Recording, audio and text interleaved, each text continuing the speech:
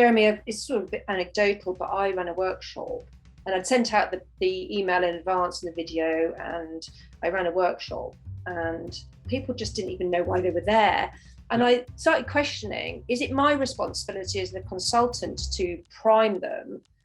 Because I'd already spoken to the leader and this is what we're going to cover, and this is, all the stuff in advance, and we'd had a meeting.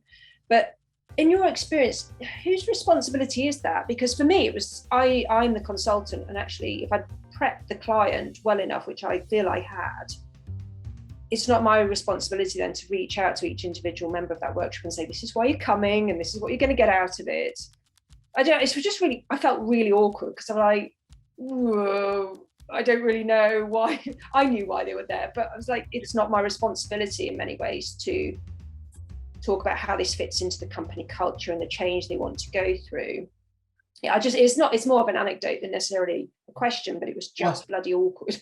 Yeah, it is. Yeah. So, I mean, it's an illuminating story, but there's a question in there. And I always think about what's in my control and what's out of my control. What's in my control is how well I prep the leader I'm working with. What's out of my control is how they then communicate that prep, or how they then prep their teams. And as long as I've controlled and focused on what's in my control, I've done my job. Then when you get to the workshop or the session, and if people aren't sure, I like to use, I'll then diffuse that by saying, actually, it doesn't matter that you're not sure why you're here, and I'm going to tell you now, just to ease the tension in the room, so people aren't going, oh, damn it, should I have seen something? Should I have read something? And I'll often say, that it doesn't matter. You haven't watched the video. Let's get stuck into the game, and we'll go straight into the weekly retro. And then I'll weave in the reason why we're here into the weekly retro or the conversation after that. So you can only control what you can control, which is the prep work you do with the leader. Outside of that is outside of your control, which means you can't influence that.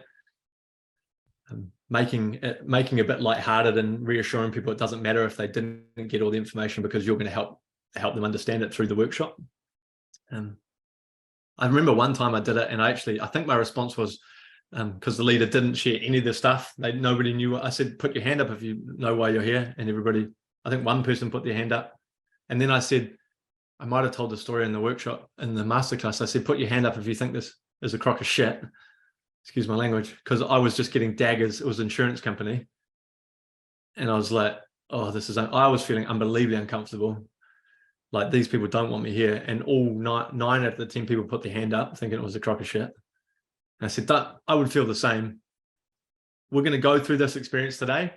And then at the end of it, let's see what we've discovered. And if we feel the same way at the end, then so be it. But so I think naming those things is helpful.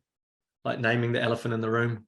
Sometimes the saying is said, right? Don't be afraid to call that out and say, and empathize with them. I would have probably felt the same if I worked in insurance, and it's like, how old was I at the time? However old this young person came in and was now going to tell me about my emotions, I would have thought the same. So I thought I'd name that, and all of a sudden the rapport is different. Yeah.